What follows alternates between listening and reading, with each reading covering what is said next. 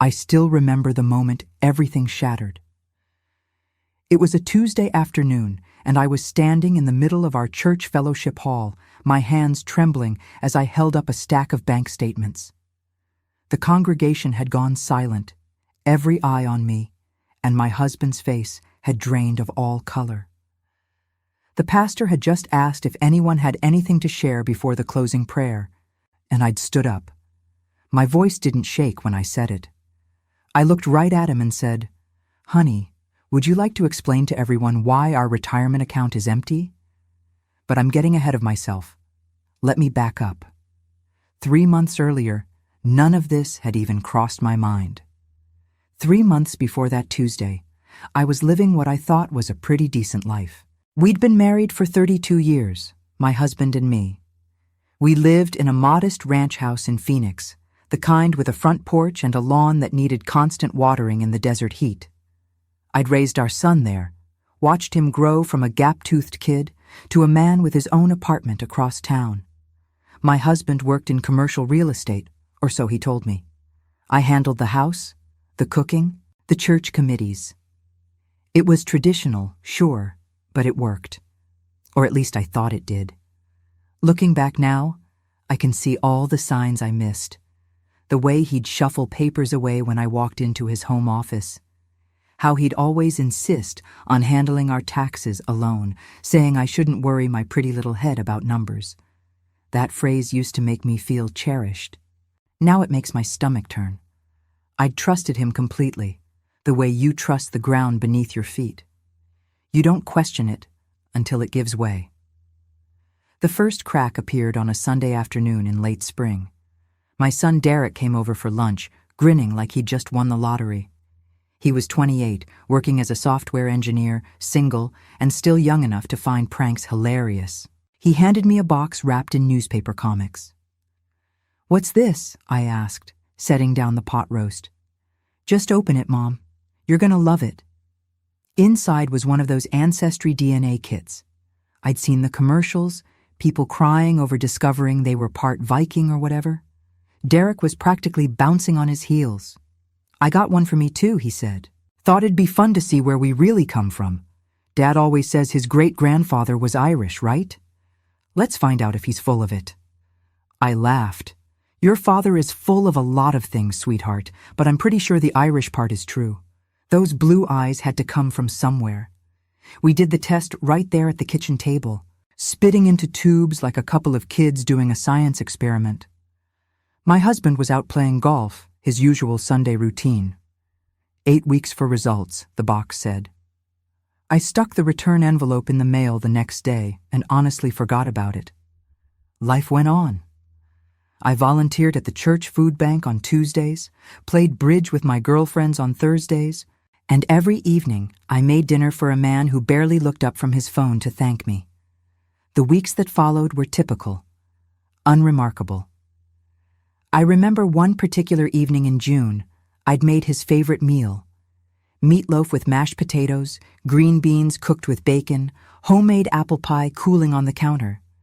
The kitchen smelled like comfort food, like home. I'd set the table with the good placemats, the ones my mother had given us for our 10th anniversary. I'd even put out cloth napkins instead of paper.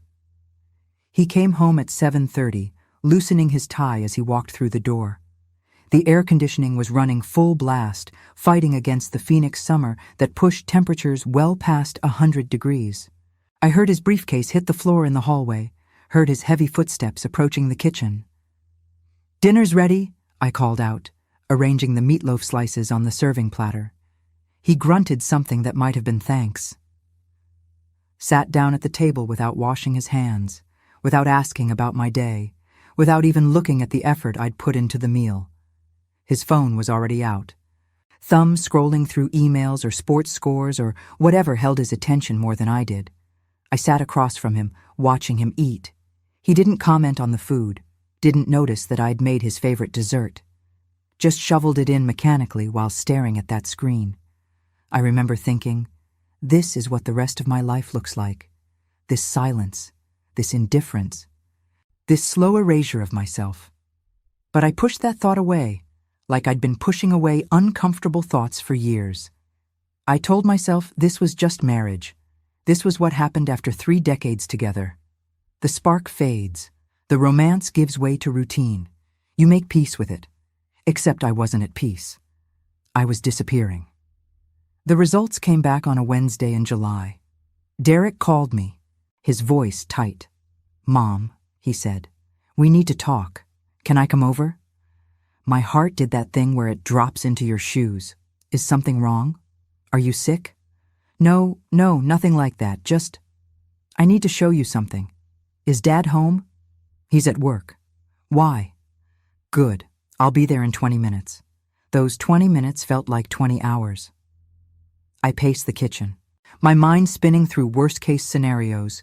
Cancer, debt, a girlfriend who was pregnant. When Derek walked through the door, he had his laptop under one arm and an expression I'd never seen before. It was like he'd aged 5 years overnight. "Sit down, Mom," he said gently. "You're scaring me." "Yeah, well." He opened the laptop and pulled up the DNA results. Mine came back normal. Lots of Irish, some Scottish, bit of German, exactly what we expected. "Okay," I said slowly. "Yours, though." He clicked on my results. "Mom, you've got a close family match, someone who's either a half-sibling or an aunt or uncle." I squinted at the screen, a name I'd never heard before. Patricia Henshaw. Estimated relationship, half-sibling. Shared DNA, 23%. That has to be a mistake. I said immediately, "My parents only had me. I'm an only child. Are you sure about that?" And just like that, the ground shifted. I thought about my mother, who died when I was 12. My father gone 10 years now. They'd never mentioned another child. But then again, people kept secrets back then, didn't they? Especially about things that brought shame. "I don't understand," I whispered. Derek put his arm around my shoulders. "We should contact her, find out who she is." I did, that same evening. I sent a message through the DNA site, my hands shaking as I typed. "Hi, Patricia. I'm seeing we're a match. I was wondering if you might have any information about how we're connected." Within an hour, she'd responded, and what she told me changed everything. She was my half-sister, born to my mother before she'd married my father, given up for adoption when she was just a baby. My mother had been 17, unmarried, and terrified. Patricia had spent her whole life wondering about her birth family, and now here I was, a sister she'd never known existed. We talked on the phone for 2 hours that night.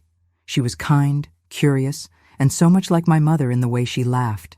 I felt this strange grief for all the years we'd missed, all the birthdays and holidays we could have shared.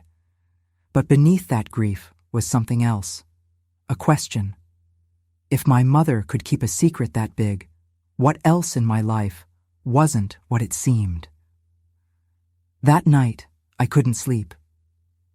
I lay in bed next to my husband, listening to him snore, and for the first time in decades, I felt like I was sleeping next to a stranger. The room was dark except for the red glow of the alarm clock on his nightstand. 3:14 a.m.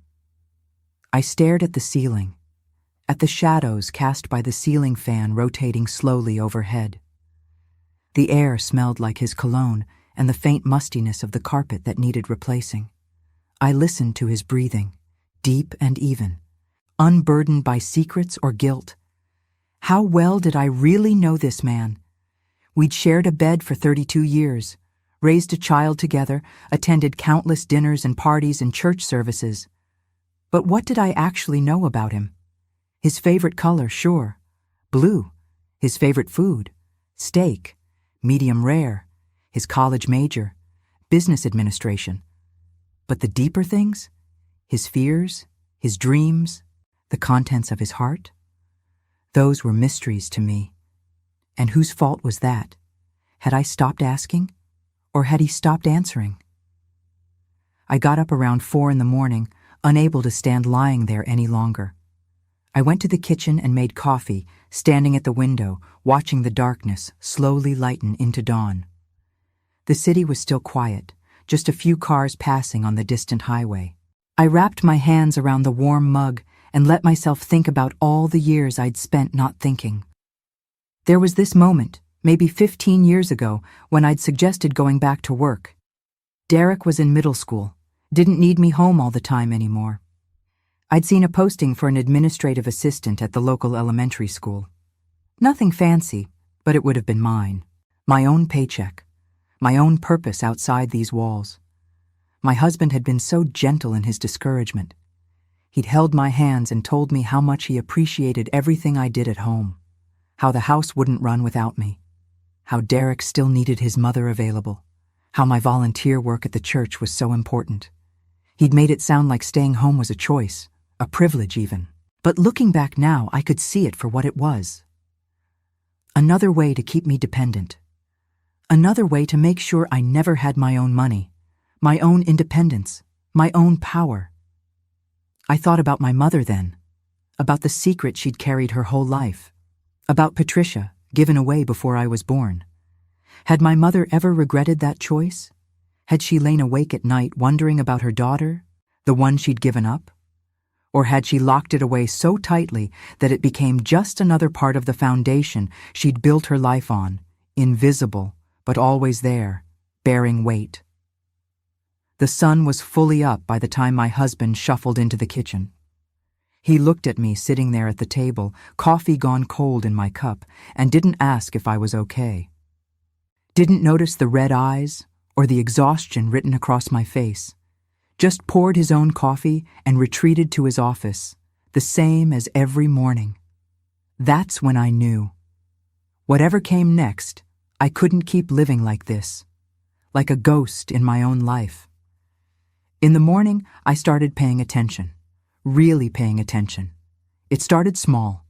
I noticed that when the mail came, he always got to it first. Bills disappeared into his office, and I never saw them again. When I asked about our finances, he'd pat my hand and say everything was fine, we were all set for retirement. Don't you worry. But I was worrying now. I was worrying a lot. I started going through the mail before he got home. Most of it was junk. But one day, I found a statement from a bank I didn't recognize. It was addressed to both of us. I opened it, my heart pounding, and saw an account with a balance of $47. $47 in an account that, according to the header, had been opened 12 years ago. I took a picture of it with my phone before he got home. When I asked him about it that night, he barely blinked. Oh, that old thing?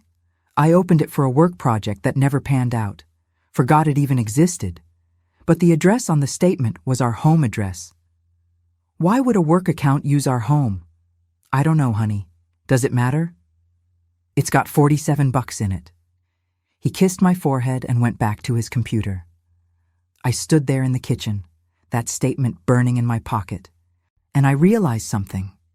I'd been asking the wrong questions for 32 years. I'd been asking, do you love me? When I should have been asking, what are you hiding? You know what's funny? People always say, trust your gut. But what they don't tell you is that your gut can be trained to ignore warning signs. For years, I'd felt these little twinges of unease, these moments where something didn't quite add up, and I'd pushed them down. I'd told myself I was being paranoid, that I was lucky to have a husband who handled all the complicated stuff.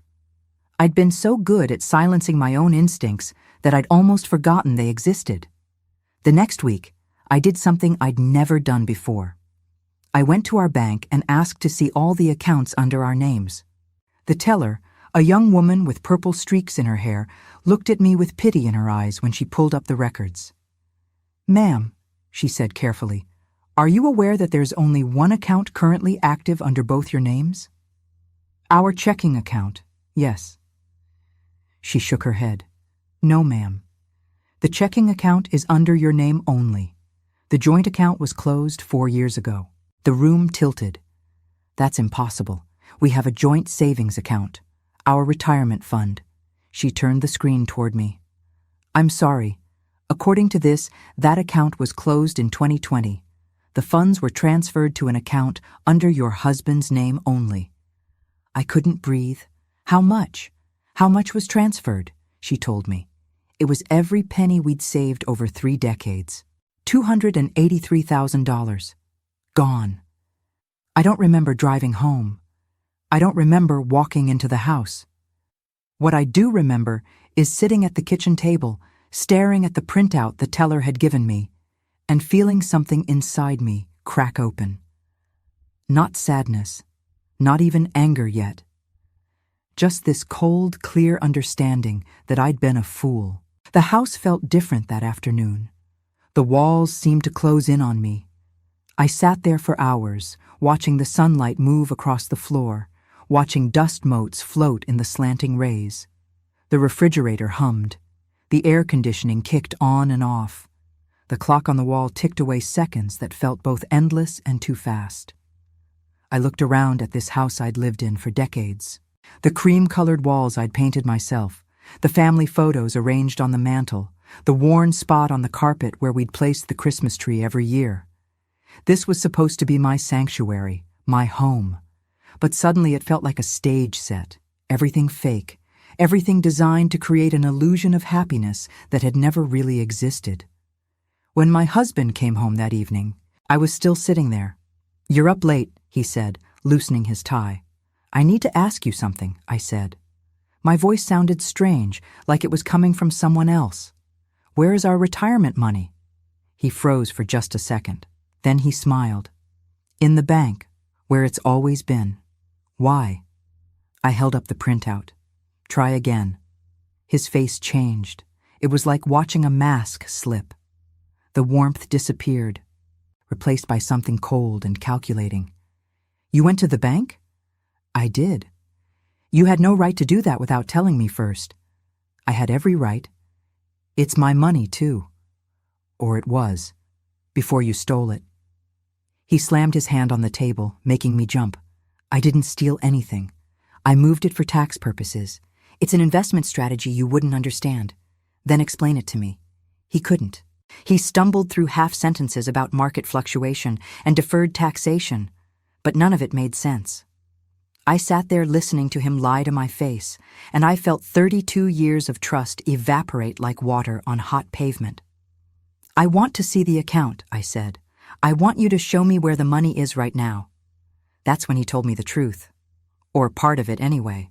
He'd invested it in a business opportunity. A sure thing. It was going to triple our retirement fund, he said.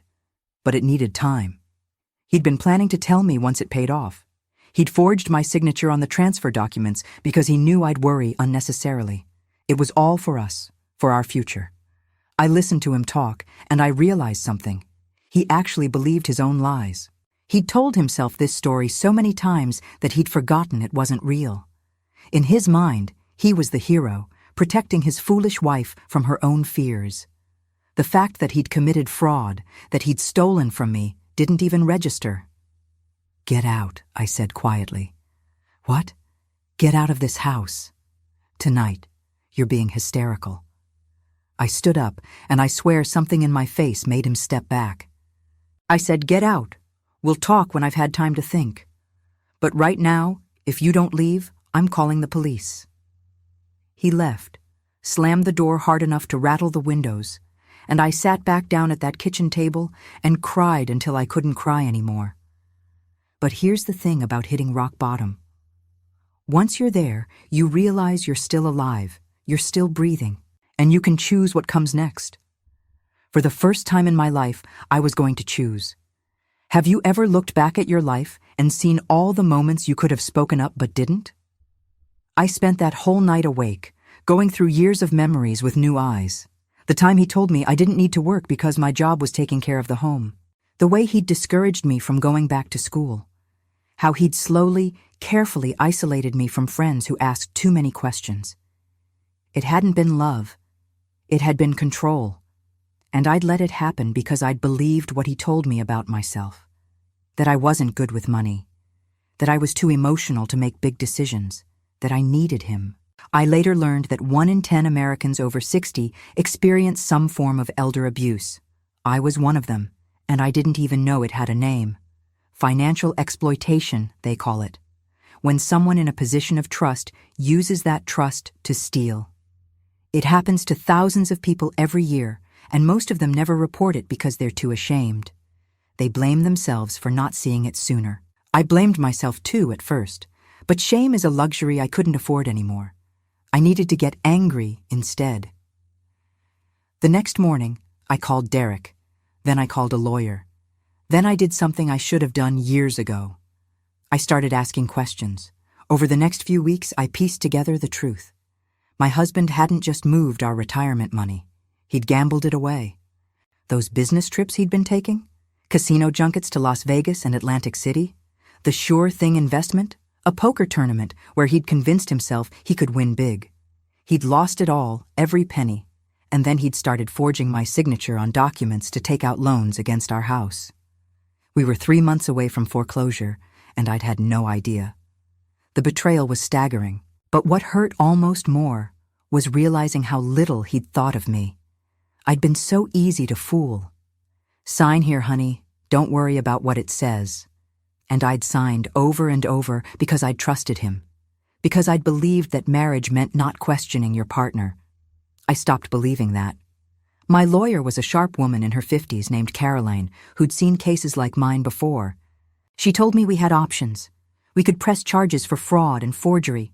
We could file for divorce and try to recoup what was left. But she warned me it would be ugly. He'd fight. He'd lie. He'd try to make me look unstable, incompetent, like I'd known all along and was just having second thoughts. Let him try, I said. Caroline's office was on the 3rd floor of a building downtown, with big windows that overlooked the city.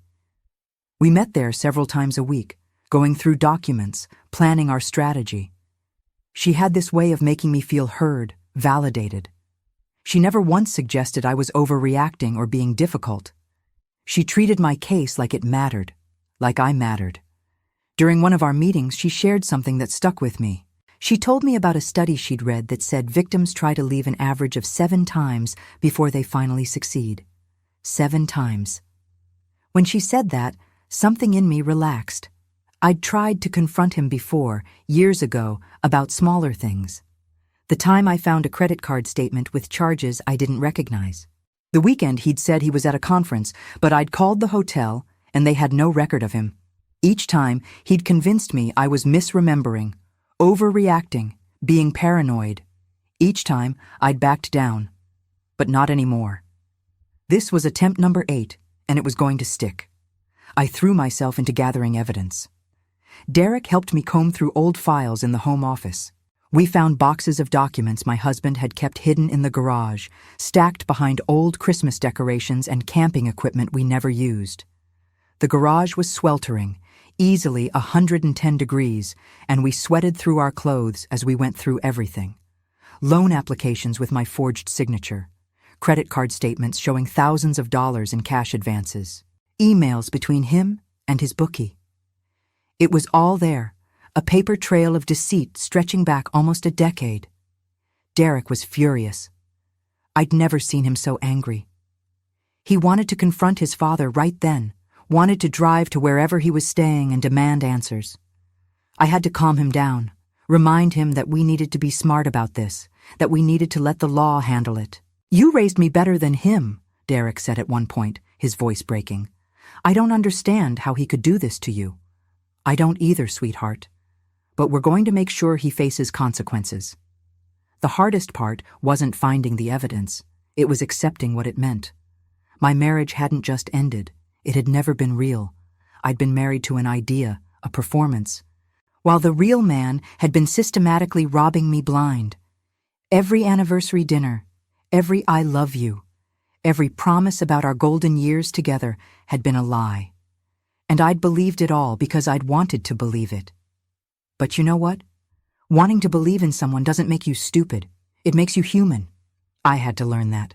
I had to forgive myself for being the kind of person who sees the best in people, even when they don't deserve it.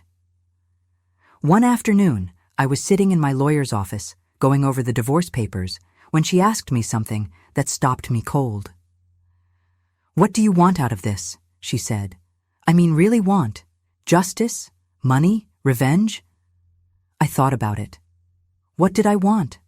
I wanted my money back, sure. I wanted him to face consequences. But more than that, I wanted my life back. The life I'd given up piece by piece over 32 years. The dreams I'd shelved, the woman I'd been before I'd learned to make myself smaller. I want freedom, I said. She smiled. Then that's what will get you. It was around this time that I met the person who would change everything. Her name was Maya, and she was 19 years old. I met her at church, of all places. I'd kept going to services even though I knew people were talking about me. The pastor's wife had pulled me aside one Sunday and gently suggested I might be more comfortable at a different congregation, given the circumstances. I'd looked her in the eye and said, "Why? I didn't do anything wrong." After that, I noticed Maya. She sat in the back row, always alone, and she had this look about her like she was carrying the weight of the world. One Sunday, she approached me in the parking lot. "Mrs. Crawford," she said, "can I talk to you?" We sat in my car, and she told me her story. Her father had been abusive.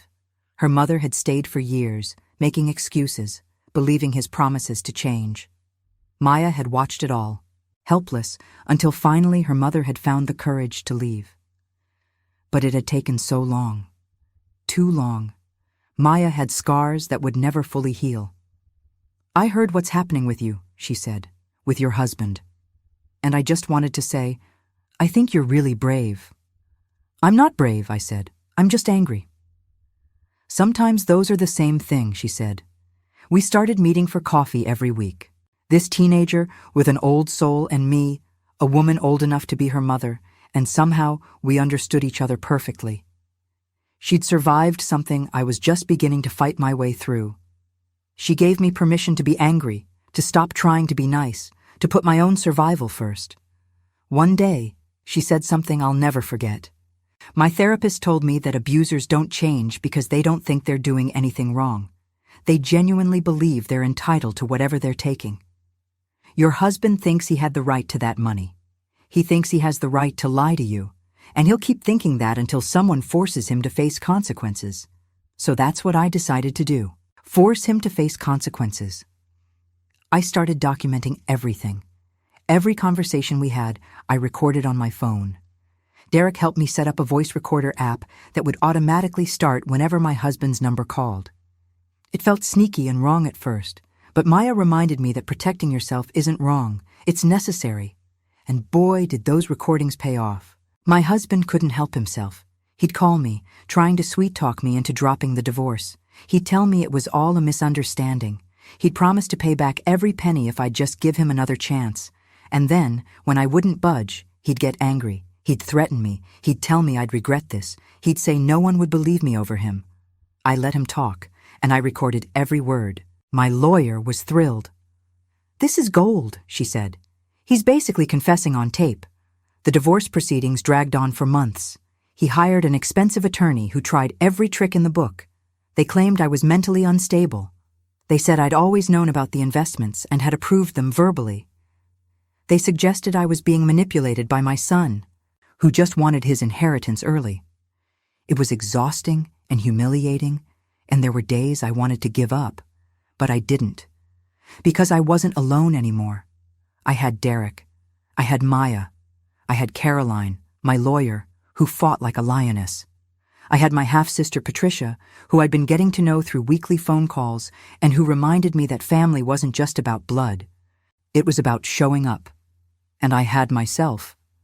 The self I'd buried for decades was clawing her way back to the surface, and she was mad as hell. The turning point came on that Tuesday afternoon I mentioned at the beginning. We were supposed to meet with a mediator, try to settle things out of court. My husband had been making noises about wanting to reconcile, said he'd been to a therapist, said he understood now how he'd hurt me. I didn't believe a word of it, but the mediator thought it was worth exploring. Sunday morning, I woke up, and I just knew. I knew that if I let this drag on any longer, if I let him keep spinning his story, I'd lose my nerve. So I got dressed in my best Sunday outfit, put on my mother's pearl earrings, and drove to church. The service was normal. Hymns and prayers and a sermon about forgiveness that felt like salt in a wound. And then, during the announcements, Pastor Jim asked if anyone had anything to share with the congregation. I stood up. "I have something to say," I called out. The room went quiet. My husband was sitting 3 rows ahead of me. I watched the back of his neck go red. I walked to the front of the church, my heart pounding so hard I thought everyone could hear it. I turned to face the congregation, familiar faces, people I'd known for years, people who'd been to our house for Christmas dinner, people who'd congratulated us on our anniversary. "Some of you may have heard that my husband and I are getting divorced," I said. My voice was steady. I'd practiced this. What you might not have heard is why. I pulled out the bank statements, the loan documents, the credit card bills. I held them up for everyone to see. For the past 10 years, my husband has been stealing from me. He forged my signature to drain our retirement account. He took out loans against our house without my knowledge. He gambled away nearly $300,000 of our savings, and then he lied about it. He called it an investment strategy. He told me I was too stupid to understand. He made me doubt my own sanity. My husband stood up, his face purple. "This is not the time or place," he hissed. "I think it's exactly the time and place," I said. "You've used this church as part of your cover for years, playing the devoted husband, the pillar of the community. Well, everyone deserves to know who they've been sitting next to." I turned to him. "Honey, would you like to explain to everyone why our retirement account is empty? Or should I?" He opened his mouth, closed it, looked around at all those staring faces and realized he had no good answer. No smooth lie that would work this time. The truth was out, and there was nowhere to hide. He stormed out, slammed the church door so hard it echoed. And I stood there at the front of that church, shaking like a leaf, and waited for someone to say something. Anything. It was Maya who moved first. She stood up and started clapping. Slowly at first, then faster. And then other people joined in. Not everyone. Some people left, uncomfortable with the mess I'd made of their peaceful Sunday. But enough people stayed. Enough people clapped. Enough people came up to me afterward and said, "I had no idea. I'm so sorry. How can we help?" That's when I knew I was going to be okay.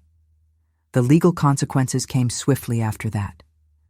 Turns out, when you confess to fraud in front of 100 witnesses, it's hard to claim innocence. My husband's lawyer tried to spin it. Tried to say I'd ambushed him and forced a statement under duress, but it didn't work. The evidence was too strong. The recordings, the documents, and now the public confession. He was charged with multiple counts of forgery and fraud. The criminal trial took 8 months. I had to testify, had to sit in that courtroom and relive every lie, every manipulation. But I did it. And when the jury came back with a guilty verdict on all counts, I felt something I hadn't felt in years: peace. He got 3 years in prison and was ordered to pay full restitution. The house was sold to cover the debts he'd racked up, but I got my half of what was left. It wasn't much, but it was mine. Legally, officially, mine. His reputation in Phoenix was destroyed. The real estate firm he worked for fired him. The country club revoked his membership. Old friends crossed the street to avoid him. It was everything I'd wanted, and somehow less satisfying than I'd expected. Revenge doesn't feel like they tell you it will in the movies. It doesn't feel triumphant. It just feels like closing a door. But closing that door meant I could finally open new ones. The first thing I did was focus on my health. I'd lost 15 pounds during the stress of the divorce, and I looked haggard. My doctor said my blood pressure was through the roof. I was a mess, physically and emotionally. So I started taking care of myself the way I'd taken care of everyone else for decades. I joined a gym. Not one of those fancy places with juice bars, just a regular community center with a walking track and some weight machines. I started going every morning, walking laps while listening to audiobooks. At first I could barely make it around once without getting winded, but I kept at it. 1 lap became 2, 2 became 5. I started feeling stronger, not just in my body, but in my bones. I changed my diet too. For years, I'd cooked heavy meals because that's what my husband liked. Pot roasts and casseroles and rich desserts. Now I made food I actually enjoyed. Fresh salads with grilled chicken, smoothies packed with fruit, simple pasta dishes with lots of vegetables. I lost the weight I'd gained during the marriage and found muscles I'd forgotten I had. The walks became my meditation time. I'd circle that track, and I'd think about my life, about the woman I'd been at 25 when I'd married him. She'd been so full of dreams. She'd wanted to be a teacher. She'd loved to paint. She'd had this laugh that came from her belly, loud and unself-conscious. Somewhere along the way, I'd lost her. But out there on that track, step by step, I started to find her again. I started painting again, too. I set up an easel in the small apartment I'd rented with my settlement money. It wasn't much, just a one-bedroom in a complex near the church, but it was mine. Every wall, every dish, every towel was chosen by me. And in the corner of the living room, I put my easel. The first painting I did was terrible. My hands had forgotten how to hold a brush. The colors were muddy, and the proportions were all wrong. But it felt so good to create something again. To make something beautiful out of nothing but my own imagination. I painted every evening after dinner. Abstract pieces mostly, all color and emotion. I painted my anger in slashes of red and black. I painted my grief in blues and purples so deep they were almost black. And slowly, I started painting hope, yellow and gold and soft pink like sunrise. Maya came over one evening and saw them all lined up against the wall. "These are incredible," she said. "You should sell them." I laughed. "Who's going to buy paintings from a 60-year-old divorcee?" "Anyone with eyes," she said. "Seriously, there's a community art show next month. You should submit." I did. And to my shock, 3 of my paintings sold. The money wasn't much, but that wasn't the point. Someone had looked at something I created and thought it was worth paying for. Someone had seen value in my work. In me. I started teaching art classes at the community center. Just a beginner's watercolor class on Tuesday evenings, but it filled me with joy. I loved watching other people discover their own creativity, loved seeing them make the same mistakes I'd made and then figure out how to fix them. There's something healing about teaching, about passing on what you've learned. One of my students was a woman in her 70s who told me she'd always wanted to paint, but her husband had said it was a waste of time. After he died, she'd decided to finally try. She was terrible at first, but she kept coming back week after week. By the end of the session, she'd created this beautiful landscape of the desert at sunset, all oranges and purples and that particular quality of light we have in Arizona. She cried when she finished it. "I never thought I could do this," she said. "I know the feeling," I told her. My relationship with Derek deepened too. He'd always been a good son, but during the divorce, we'd become real friends. We started having dinner together every Sunday, just the 2 of us. We'd try new restaurants or cook together at my apartment. We talked about things we'd never talked about before. His childhood, what it had been like growing up in our house.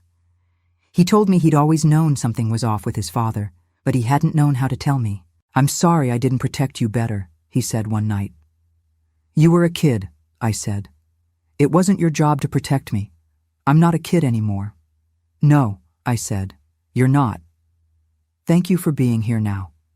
I got to know Patricia better too. We met in person for the first time 6 months after that initial DNA message. She flew out from Seattle, and we spent a weekend together exploring Phoenix. It was surreal, looking at this woman who was technically a stranger, but who had my mother's eyes, my mother's hands. We looked at old photo albums together. I showed her pictures of our mother as a young woman, before Patricia was born. She cried, holding those photos, touching our mother's face through the plastic sleeves. "I always wondered if she ever thought about me," Patricia said.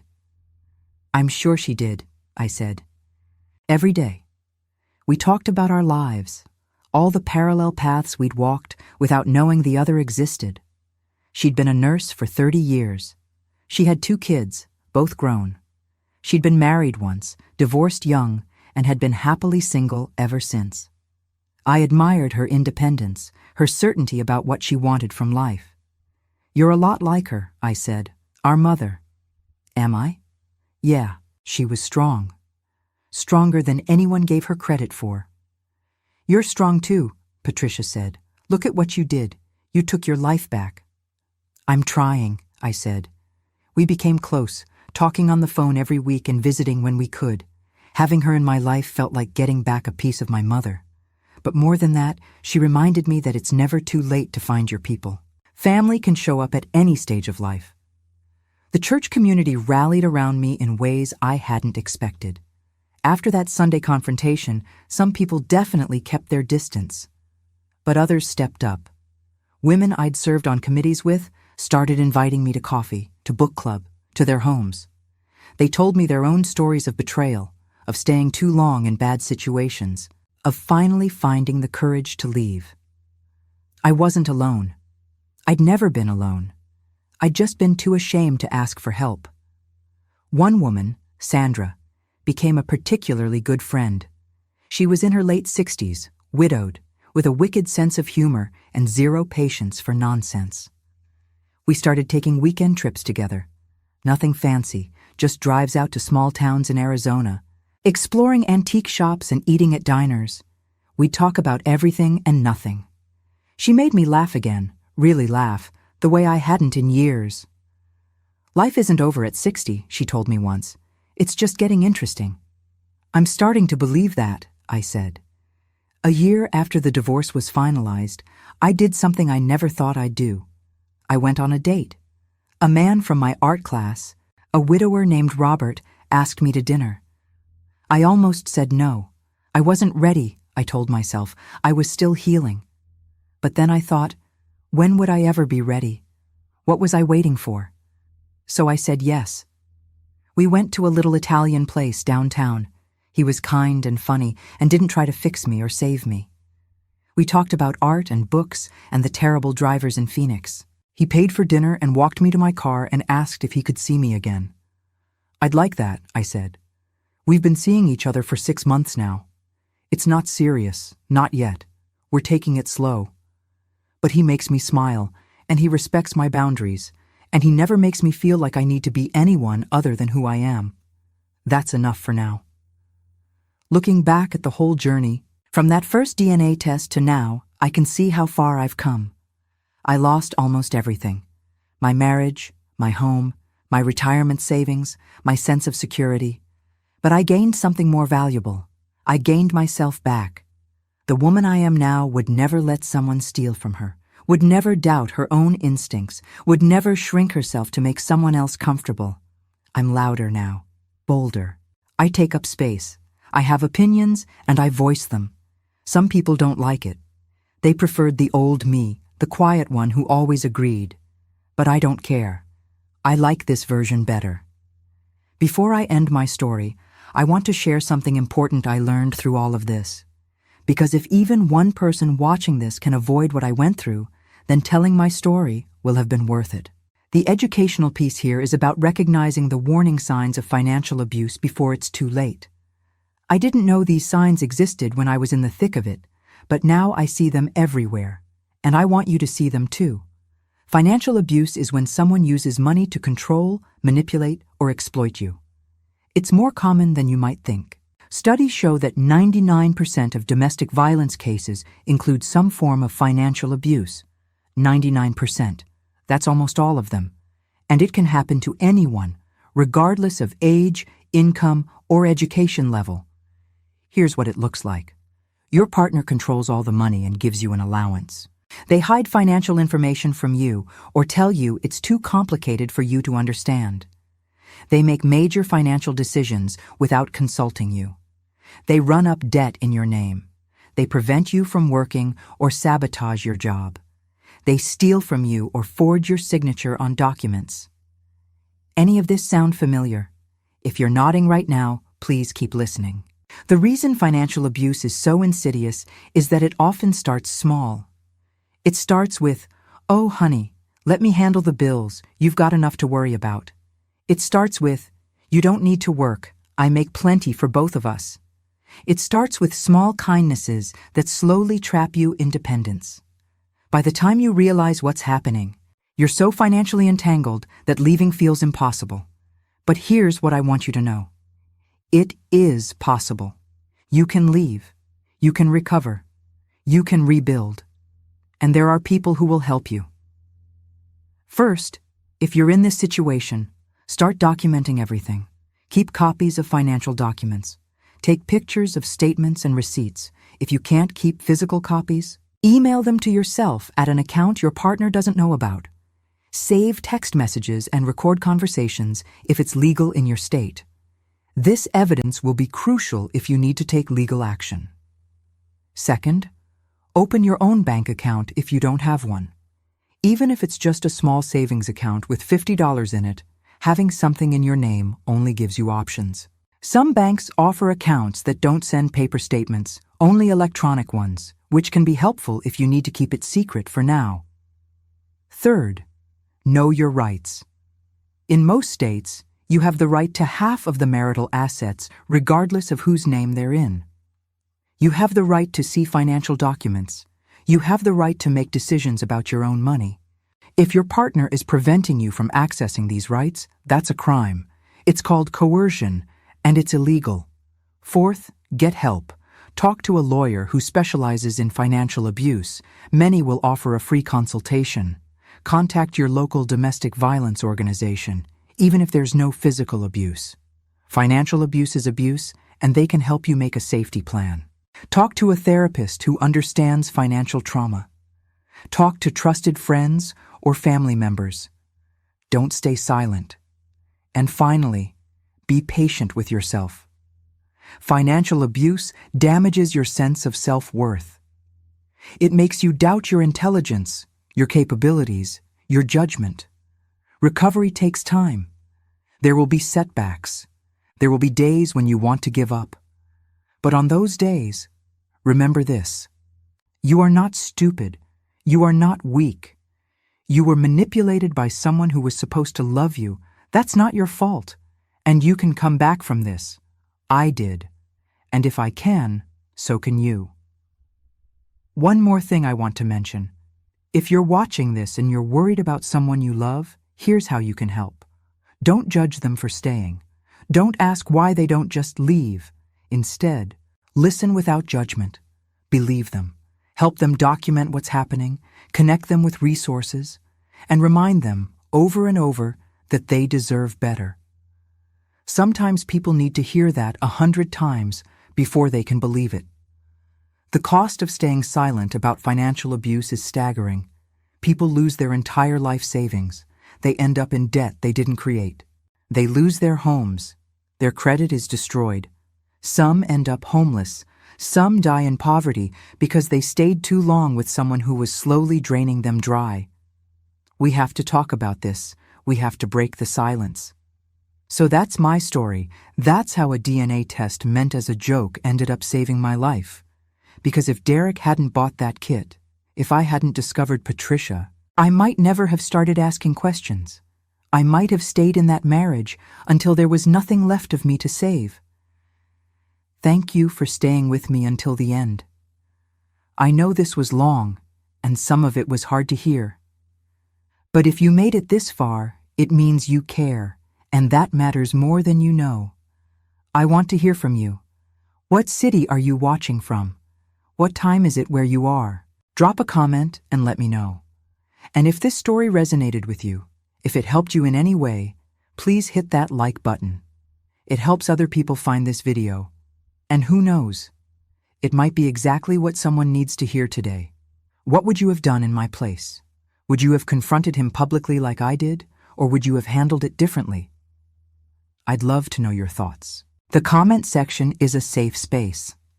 Share your stories if you feel comfortable. We learn from each other.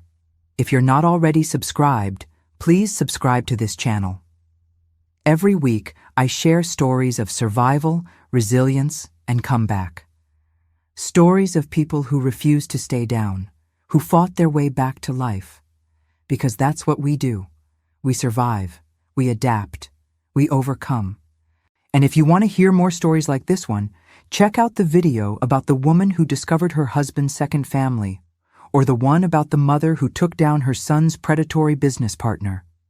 Both of those stories will blow your mind. Until the next story, take care of your heart, protect yourself, trust your instincts, and remember, it's never too late to start over. I'm living proof of that. Thank you for listening. Thank you for caring. And thank you for being here.